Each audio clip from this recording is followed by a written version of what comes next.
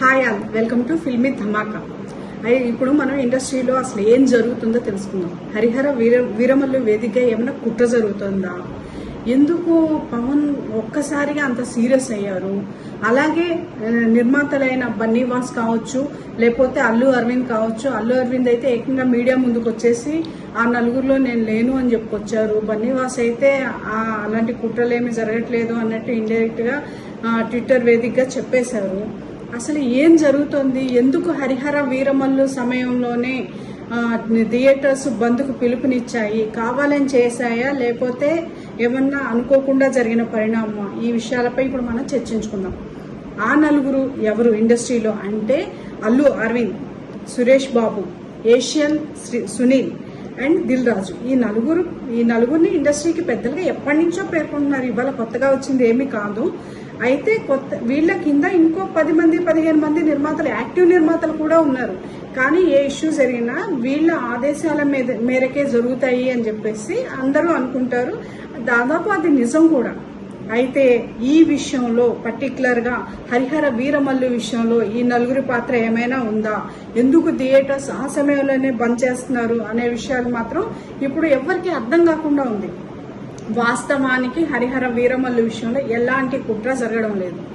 పవన్ సార్కి వ్యతిరేకంగా వెళ్లేంత సీన్ ఇండస్ట్రీలో లేదు. అది థియేటర్స్ కి ఒక సమస్య కాదు. ఏదో హరిహర వీరమల్లు సినిమా వస్తుందనో, లేకపోతే ఇంకో సినిమా వస్తుందనో కాదు. థియేటర్స్ కి 100 ప్రాబ్లమ్స్ ఉన్నాయి. ఆ సమస్యలను నెరవేర్చుకోవడం కోసం వాళ్ళు బంద్కు పిలుపునిచ్చారు. దీనిపై ఫిలిం ఛాంబర్ కార్యదర్శి దామోదర్ ప్రసాద్ గారు ప్రెస్ మీట్ పెట్టేసి థియేటర్స్ బంద్ లేదు అని చెప్పేసి ఆయన అయితే క్లారిటీ ఇచ్చేశారు. ఈ నెల 30న మరో మీటింగ్ ఉంది థియేటర్ యజమానులతో, డిస్ట్రిబ్యూటర్స్ అందరితో. ఆ తర్వాత ఆయన క్లారిటీ ఇస్తా ఉన్నారు. ఆ నలుగురు ఎవరూ లేరండి. ఆ నలుగురు ఉన్నా కానీ దీని వెనక ఇలాంటి కుట్రలేమీ లేవు. ఈ నలుగురు కూడా పవన్ సార్కి వ్యతిరేకంగా వెళ్లేంత లేదు. ఎప్పుడు అల్లు అరవింద్ గారు ఆయన క్లారిటీ ఇచ్చేశారు, కానీ వాస్తవానికైతే ఆయన కూడా పవన్ సార్కి వ్యతిరేకంగా ఎట్టి పరిస్థితుల్లోనూ వెళ్లరు.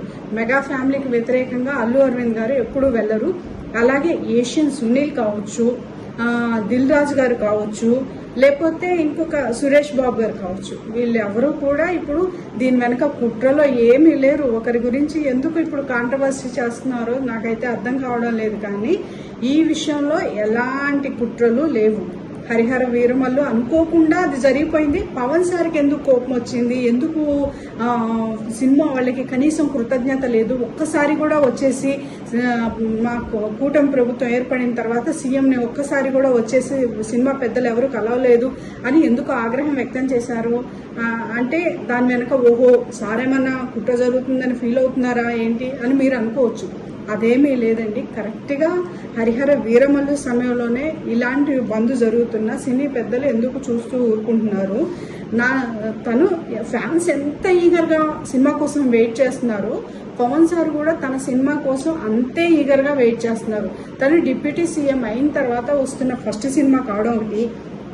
అలాగే హరిహర వీరమల్లు మొన్న ప్రెస్ మీట్ జరిగినప్పుడు కూడా ఆయన లైవ్ వస్తున్నా ఆయన వాళ్ళకి చూడటానికి టైం ఉండదు. లైవ్ చూసేంత టైం ఉండదు. ఆయన డిప్యూటీ సీఎం కాబట్టి ఆయనకేవో సమావేశాలు అవి ఇవి ఉంటాయి.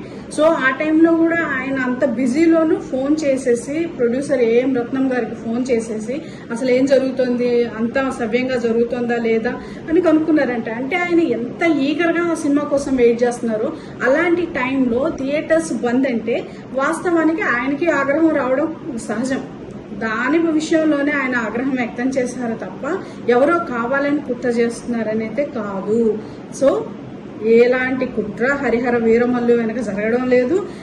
థియేటర్స్ బంద్ కూడా మోస్ట్లీ జరగపోవచ్చు, 99.9% జరగపోవచ్చు. మే 30న ఆ విషయంలోనూ ఫుల్ క్లారిటీ వచ్చేస్తుంది. కాబట్టి పవన్ ఫ్యాన్స్ మీరు ఎలాంటి కంగారు పడనవసరం లేదు.